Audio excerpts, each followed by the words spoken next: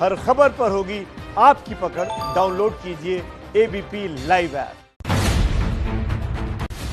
दफ्तर पर बीएमसी की कार्रवाई के आर पार के मूड में कंगना रनौत। आज राज्यपाल कोश्यारी से मिलने राजभवन पहुंची कंगना। मुंबई में कंगना रनौत के घर के बाहर प्रदर्शन। कंगना पर आरक्षण का विरोध और मुंबई पुलिस के अपमान का आरोप लगाकर प्रदर्शन। महाराष्ट्र की जनता के नाम संबोधन में उद्धव ठाकरे ने कहा, महाराष्ट्र का नाम खराब करने की कोशिश हो रही है, मेरी खामोशी को कमजोरी न समझें। मुंबई पुलिस से मदन शर्मा ने बताया खतरा। बोले, जेल ले जाकर मुझे मार डालती उद्धव की पुलिस, परिवार के लिए सुरक्षा मांगी।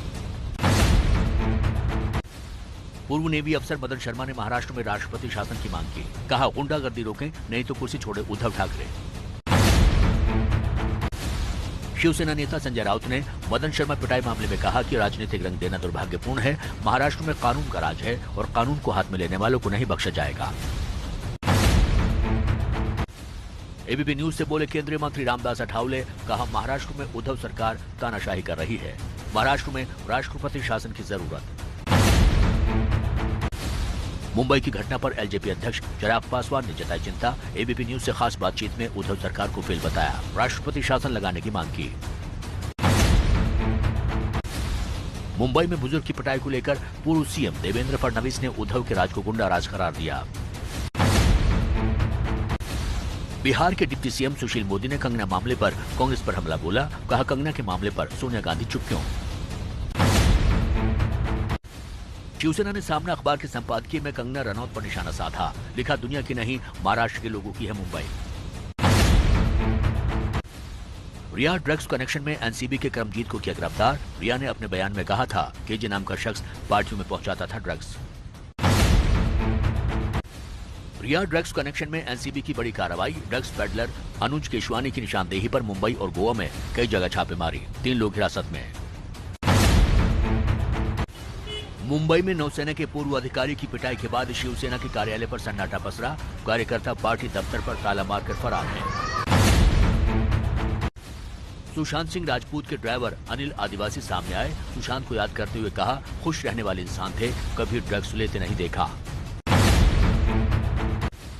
सुशांत की याद में पौधे लगाते और जरूरतमंद लोगों और जानवरों को खाना खिलाने की तस्वीरें बहन श्वेता सिंह ने पोस्ट कर सबको शुक्रिया कहा। अमेरिकी अखबार न्यूज वीक का दावा, गलवान में 60 चीनी सैनिकों के मारे जाने के बाद भारी दबाव में है जिनपिंग। छवि बचाने के लिए बढ़ा सकते हैं विवाद। चीन और भारत के बीच अगले कुछ दिनों में कोर कमांडर स्तर की बैठक हो सकती है। दोनों देशों में तय 5 सूत्रीय फॉर्मूले के तहत होगी बातचीत। सोशल मीडिया पर चीन ने उड़ाई नई अफवाह। भारत चीन सीमा विवाद के बीच 80,000 सैनिकों की छुट्टी की अफवाह। पीआईबी ने खबर को झूठ बताया। पश्चिम बंगाल कांग्रेस के अध्यक्ष अधीर रंजन ने कहा, चीन पर क्या हो रहा है और क्या होगा सरकार बताए, कांग्रेस सरकार के साथ है। जम्मू कश्मीर के पुंछ में पुलिस ने 2 लोगों को ग्रेनेड और हथियारों के साथ पकड़ा। पुलिस पीओके से भेजे गए हथियार। आतंकी संगठन हिजबुल मुजाहिदीन की तरफ से जम्मू कश्मीर के नेताओं को धमकी भरा खत। उर्दू में लिखकर आने वाले दिनों में हमले की धमकी दी। पूर्व केंद्रीय मंत्री रघुवंश प्रसाद सिंह का दिल्ली के एम्स में निधन हुआ। बीते 2 दिनों से वेंटिलेटर पर थे रघुवंश प्रसाद सिंह।